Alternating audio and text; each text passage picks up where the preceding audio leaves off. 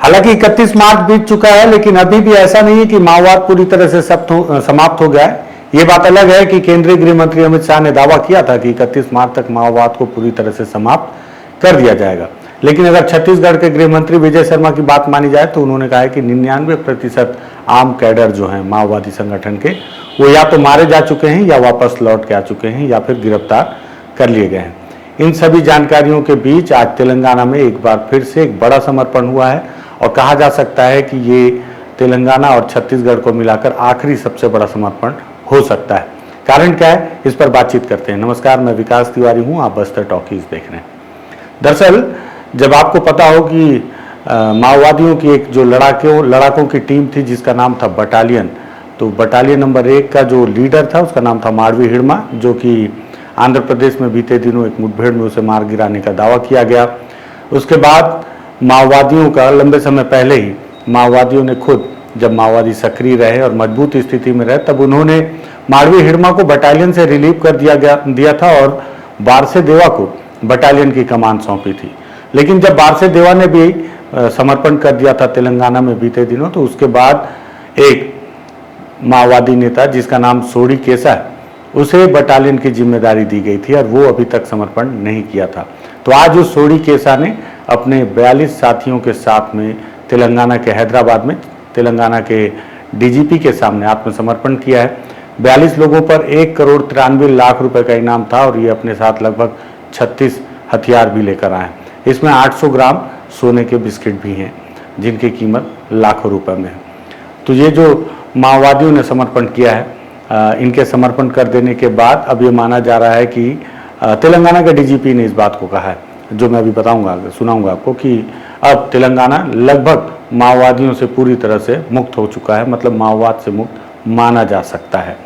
और साथ ही साथ छत्तीसगढ़ को लेकर भी ये माना जा रहा है कि जो आखिरी बड़ी चुनौती थी, मतलब आप बोलेंगे इसके पहले तो मैंने पापा राव बोला था, लेकिन बटालियन का जो सोडी केसा है, अगर वो नहीं आया था, दरअसल होता ये है कि आपको लगता होगा कि अब ये बड़ा नाम है, अब ये बड़ा नाम है, तो सबसे पहले बड़े नाम में बड़े लोगों की नाम ही थी और नाम ही लिया जाता था। कभी लिया जाता था कि देवजी है, या फिर माना जाता था कि वेणुगोपाल हैं, रुपेश हैं, हिड़मा हैं। लेकिन जैसे जैसे या बसवराजू हैं जो कि महासचिव हैं, तो लगातार जब ये लोग मारे जाने लगे तो उनके छोटे स्तर के जो कैडर हैं उन्हें ही प्रमुख माना जाता रहा है। और यही वजह है कि DKSZC के तौर पर पापा राव को माना जाता था कि वो आखिरी बड़ी चुनौती है। उस दौरान सोडी केसा, जो खुद DKSZC हैं, DKSZC मतलब दंडकारण्य स्पेशल जोनल कमेटी के मेंबर, वो दरअसल तेलंगाना की तरफ चले गए थे और ये बात खुफिया एजेंसियों को भी पता थी और दोनों ही सरकारों को। बस ये इंतजार किया जा रहा था कि सोडी केसा कब समर्पण करेंगे, क्योंकि ये बात तो तय है कि माओवादियों की स्थिति अब वैसी नहीं रह गई कि अब वो हथियार बंद आंदोलन को आगे संचालित कर सकें या सरकार से लड़ाई लड़ सकें। तो उनके लिए अच्छा यही होगा कि वो वापस लौट आएँ, हथियार जमा कर दें।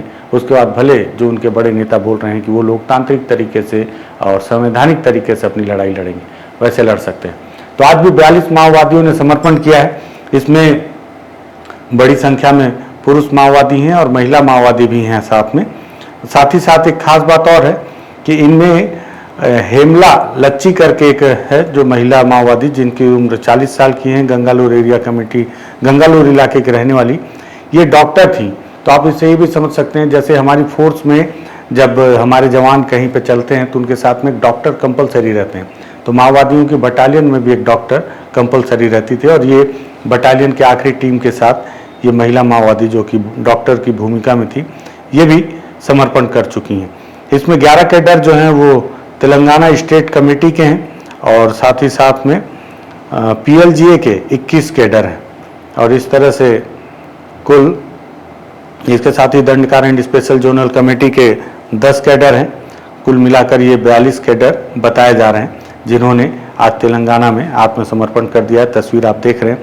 अपने साथ इन्होंने जो राइफल लाए हैं, 36 राइफल लाए हैं, जिसमें 5 AK-47 हैं, 4 SLR राइफल हैं और 3 इंसास राइफल हैं, 6 303 हैं, एक 9mm स्टेन गन है और 2 8mm की राइफल है और 10 10 सिंगल शॉट गन्स हैं और एक 9mm पिस्टल, 2 रिवॉल्वर, एक BGL गन और एक एयर गन। इसके साथ ही साथ 1007 जिंदा कारतूस भी इन्होंने जमा की हैं पुलिस के समक्ष, जो ये अपने साथ लेके आए थे। माओवादियों में PLGA बटालियन के एक स्टेट कमेटी मेंबर हैं और तेलंगाना स्टेट कमेटी के एक मेंबर हैं। साथ ही साथ DVC या फिर CYPCM में 3 बटालियन के हैं, 2 स्टेट कमेटी के हैं। ACM और PPCM के तौर पर देखा जाए तो 8 बटालियन के और 5 तेलंगाना स्टेट कमेटी के, 5 दंडकारण स्पेशल जोनल कमेटी के हैं। 9 पार्टी मेंबर बटालियन से जुड़े हुए थे, 3 party member Telangana state committee से और 5 पार्टी मेंबर DKSZC से जुड़े हुए थे। इस तरह से कुल 42 माओवादी हैं जिन्होंने आत्मसमर्पण किया है। उनकी तस्वीरें देख रहे हैं आप। और साथ ही साथ जानकारी को लेकर जो पुलिस ने एक प्रेस नोट जारी किया है। तेलंगाना पुलिस ने बताया है कि अगर वर्षवार देखा जाए तो 2024 में तेलंगाना राज्य में कुल 47 माओवादियों ने समर्पण किया था। पुलिस ने बताया कि 2024 में 1 DVCM और 22 ACM और 23 पार्टी मेंबर थे। इनको मिलाकर कुल 47 माओवादियों ने समर्पण किया। दबाव बढ़ा तो 2025 में 2 सेंट्रल कमेटी के सदस्य, 11 स्टेट कमेटी के सदस्य और 20 DVC, 57 ACM और 419 पार्टी मेंबर, और ये सबसे बड़ा आंकड़ा हो गया था तेलंगाना के लिए। और कुल 509 माओवादियों ने आत्मसमर्पण किया था। 2026 जो डेडलाइन थी उस समय 2 सेंट्रल कमेटी के सदस्य, 9 स्टेट कमेटी के सदस्य, 1 रीजनल कमेटी के सदस्य और 19 DVCM, साथ ही साथ ACM और ACS के तौर पर 70 माओवादियों ने और 104 पार्टी मेंबरों ने समर्पण किया, जिसको लेकर कुल आंकड़ा 205 का हो गया था। और अब तक अगर देखा जाए तो 2024, 25 और 26 में 761 माओवादियों ने तेलंगाना में समर्पण किया है। ये आंकड़े तेलंगाना के द्वारा जारी किए गए हैं। वहीं अगर हथियार की बात की जाए तो 2024 में कुल 36 हथियार आए थे, जिसमें बड़े हथियार के तौर पर 6 AK-47, 1 LMG, INSAS rifle 2, SLR rifle 3, इस तरह के राइफल हैं। बाकी कुछ छोटे राइफल भी हैं। लेकिन 2025 में यह आंकड़ा 36 से बढ़कर 60 हो गया था, जिसमें 1 LMG, 4 47, 10 इंसास राइफल और 12 SLR राइफल जैसे ऑटोमेटिक वेपन थे और 10 303 थे। बाकी और अलग अलग गन, कुल मिलाकर 60 राइफल थे। लेकिन 2026 में आंकड़ा ऐतिहासिक हो गया, जिसमें 3 LMG राइफल, 44 AK-47 जो अब तक का सबसे बड़ा आंकड़ा माना जा रहा है, 1 कॉल्ट राइफल जो कि US मेड है, 1 टैवर राइफल जो कि इजराइल मेड थी, जो देवा अपने साथ लेकर आया था, 34 इंसास राइफल, 32 SLR राइफल, इस तरह के ऑटोमेटिक राइफल लाए गए, 24 303 राइफल और कुल 206 हथियार माओवादियों ने तेलंगाना में जमा किए। कुल अगर आंकड़े देखे जाएं तो अब तक 302 हथियार 2024, 25 और 26 में तेलंगाना में माओवादियों ने अपने साथ जमा किया है। तो इस तरह के आंकड़े पुलिस ने अपने साथ जारी किए हैं, जो माओवादियों के द्वारा समर्पण किया गया है। साथ ही साथ तेलंगाना के DGP ने क्या कहा इस दौरान, वो सुनिए। तेलंगाना नक्सल से ऑलरेडी मुक्त हो चुका है। कभी कभी इससे पहले जो होता था कि जो काडर यहाँ से छत्तीसगढ़ भाग के वहाँ रह रहे हैं करीब 15-18 साल से, वो कभी बीच में आते थे, बीच में 1.5 महीने के लिए 2 महीने के लिए आके सब घूम के जाते थे तेलंगाना में। तो हिंसा तो नहीं था, लेकिन कभी अपने पुराने मित्रों को या पुराने सिंपथाइजर जो रहते हैं, मिलिटेंट्स जो रहते हैं, मिलिशिया जो रहता है, उसको मिल के थोड़ा अपने एरिया में घूम के जाते थे। अभी तो इसलिए इससे पहले हम लोग नहीं कह सकते थे कि तेलंगाना पूरी तरह से नक्सल मुक्ति हो गया, लेकिन अभी जो है ये पूरा तेलंगाना स्टेट कमेटी पूरा खत्म हुआ है। इससे पहले लीडर्स बाहर आ गए हैं, बाहर सरेंडर हुए हैं। अभी जो भी बचा हुआ जो तितर-बितर हुए थे अदर कार्डर्स जो है, वो भी बाहर आ गए हैं। तो अभी हम लोग दावे के साथ कह सकते हैं तेलंगाना 100% नक्सल मुक्त प्रांत हो गया है। तो सुना आपने तेलंगाना का DGP ने जो जानकारी दी आज हुए सबसे आखिरी बड़े समर्पण को लेकर। आखिरी माना जाएगा इसे, क्योंकि उसके बाद मुझे नहीं लगता कि इतना बड़ा आंकड़ा छत्तीसगढ़ और तेलंगाना के पास होगा। और साथ ही साथ चूंकि सोडी के साथ बस्तर का है और बटालियन का नेतृत्व करता था, इसमें बहुत बड़ी टीम बस्तर से भी रिलेटेड है, जो अपने शेल्टर के तौर पर इन्होंने तेलंगाना को यूज़ किया। देखिए कितना मतलब घुमावदार है। माओवादी जब तेलंगाना से निकले किसी समय में, या आंध्र प्रदेश जब उस समय रहा होगा 80 के दशक में, तब उन्होंने अपने पनाहगार के तौर पर दंडकारण्य को चुना।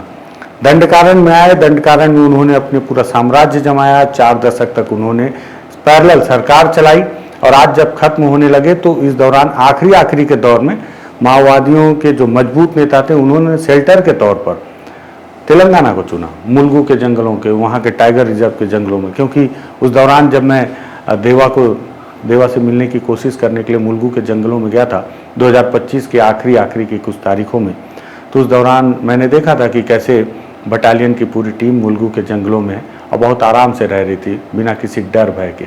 अब इसके पीछे क्या राजनीति है तो मुझे नहीं पता, मैं कोई आरोप भी नहीं लगा रहा। जो मुझे दिखा वो मैं आपको बता रहा हूँ कि वहाँ पे माओवादी बहुत आराम से अपनी जगहों को यहाँ से वहाँ चेंज करके वो घूम रहे थे और लगातार उनके मन में किसी तरह का भय नहीं था। लेकिन जब मैं उनके पास पहुँचा, उनकी टीम से मेरी, देवा के जो कॉर्डन टीम है उनसे मेरी मुलाकात हुई, तो ठीक अगले दिन जब मैं उस जंगल से बाहर निकला तो देवा और उसकी एक बड़ी टीम उसी जंगल से बाहर निकल गई थी। तो पहले आंध्र प्रदेश से माओवादियों ने बस्तर को चुना जो सुरक्षित पनाहगार के तौर पर ये माना जाता है, लेकिन खत्म होते हुए माओवाद के समय माओवादियों के बड़े नेताओं ने और जो मजबूत नेताओं ने उन्होंने तेलंगाना को अपने सुरक्षित पनाहगार के तौर पर चुना। तो ये बड़ा समर्पण था। इसको लेकर बस्तराजी सुंदरराज पी ने जानकारी देते हुए अभी भी जो कुछ मुट्ठी भर बचे कुछ माओवादी हैं छत्तीसगढ़ में, उनसे कुछ अपील भी की। क्या कहा है सुंदरराज पी ने, आप सुनिए। भारत सरकार एवं छत्तीसगढ़ राज्य शासन की मंशा अनुरूप तथा क्षेत्र की जनता का इच्छा के अनुसार बस्तर संभाग के अंतर्गत नक्सल गतिविधि को पूर्ण रूप से समाप्त करने हेतु DRG, STF, Bastar fighters, cobra, CRPF, BSF, ITBP, SSB, Chhattisgarh arm police एवं अन्य तमाम सुरक्षा बल द्वारा एक मजबूत संकल्प के साथ कार्रवाई की गई, जिसके परिणाम स्वरूप बस्तर संभाग के अंतर्गत माओवादी गतिविधि लगभग पूर्ण रूप से समाप्त हो चुकी है। सिर्फ कुछ सीमावर्ती एवं अंदरूनी वनांचल क्षेत्र में गिने चुने माओवादी कैडर पीछे रह गई है। उनसे भी मुख्यधारा में जोड़ने के लिए लगातार छत्तीसगढ़ पुलिस एवं संबंधित राज्य पुलिस की ओर से अपील की गई। उन अपील के प्रभाव से तथा सभी संबंधितों के प्रयासों से आज दिनांक 10 अप्रैल 2026 को तेलंगाना राज्य अंतर्गत पीएलजी बटालियन नंबर 1 का 21 माओवादी कैडर, दंडकांड स्पेशल जोन कमेटी का 10 तथा तेलंगाना स्टेट कमेटी का 11, इस प्रकार कुल 42 माओवादी कैडर्स ने 36 हथियार को शासन को सौंपते हुए हिंसा का रास्ता छोड़कर समाज की मुख्यधारा में शामिल हो गई है। उन सभी तमाम 42 माओवादी कैडर्स के निर्णय का हम स्वागत करते हैं। उल्लेखनीय है कि एक समय में पीएलजी बटालियन नंबर 1 माओवादी संगठन का एक ताकतवर इकाई हुआ करते थे। आज पीएलजी बटालियन नंबर 1 का डीकेएसआरसी कैडर, सोडी कैसा, डीवीसीएम, सुक्कू पुनेम, इस प्रकार टोटल 21 माओवादी कैडर ने हथियार को शासन को सौंपते हुए मुख्यधारा में शामिल हो गए। इस प्रकार पीएलजी बटालियन नंबर 1 का पूर्ण रूप से समाप्ति हो चुकी है। आज की घटनाक्रम के पश्चात सिर्फ कुछ गिने चुने माओवादी कैडर हैं जिला बीजापुर, कांकेर, सुकमा, नारायणपुर की सीमावर्ती इलाका में उनकी उपस्थिति है। उन सभी माओवादी कैडर से भी एक आखिरी अवसर देते हुए उनसे हम अपील करते हैं वो समय रहते हुए हिंसा का रास्ता छोड़कर मुख्यधारा में आ जाना उनके लिए बेहतर और उचित होगा। अन्य तो उनके खिलाफ भी हमारा सुरक्षा बल एक संकल्प के साथ काम करेगा ताकि आने वाला बहुत जल्दी बस्तर संभाग के अंतर्गत माओवादी कैडर को पूर्ण रूप से समाप्त करना, उनकी गतिविधि को पूर्ण रूप से खात्मा करने के लिए हमारा संकल्प है।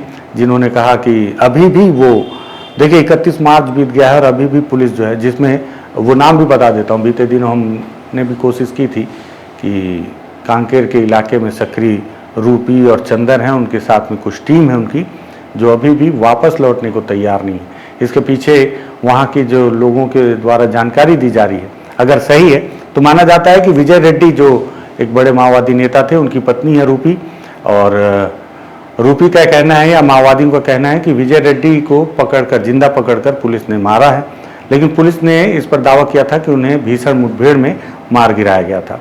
रूपी का ऐसा मानना है कि विजय रेड्डी को मरवाने में एक मुखबिर के तौर पर किसी ने अपनी भूमिका निभाई थी, और ऐसा भी बताया जा रहा है कि रूपी जिसने मुखबिरी की है उसे जब तक मौत के घाट नहीं उतार देगी तब तक वो वापस लौटने को तैयार नहीं है। और यही वजह है कि वो चंदर जो कि उसे सीनियर है लेकिन उसे भी वापस नहीं आने दे रही। इस तरह की कहानियाँ कांकेर के उस इलाके में छोटे बेटिया, पखानजूर और भुजमाड़ के जो सटे हुए जंगल है उस इलाके में तैर रही हैं, इस गांव से उस गांव, ग्रामीणों के मुंह से दबे जुबान लोग बता रहे हैं।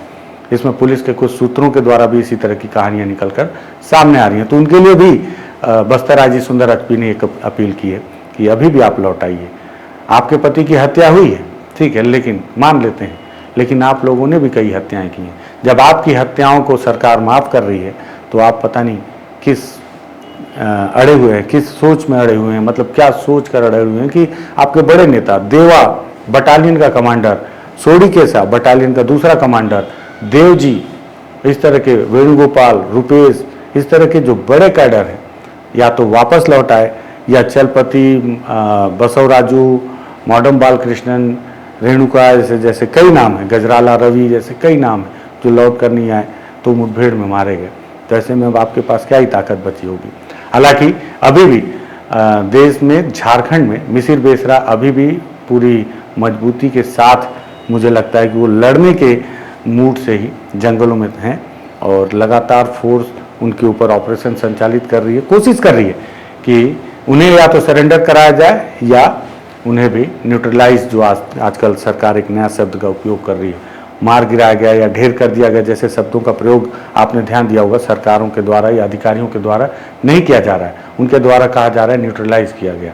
तो उस तरह से अलग अलग तैयारियां झारखंड में भी की जा रही हैं। मुझे लगा ये आखिरी बड़ा समर्पण है, हर बार बोलता हूँ, लेकिन पुलिस यहाँ वहाँ से इकट्ठा करके फिर ले आती है बड़ा आंकड़ा, तो फिर मुझे बताना पड़ता है कि आखिरी बड़ा समर्पण है। तो छत्तीसगढ़ और तेलंगाना को अगर मिलाकर देखा जाए तो मुझे अब लगता है कि आखिरी बड़ा समर्पण है, इसलिए मुझे लगा कि अपने दर्शकों के लिए इस वीडियो को तैयार किया जाए। पसंद आए शेयर कर सकते हैं, बस्तर टॉकीज को सब्सक्राइब कर सकते हैं। धन्यवाद।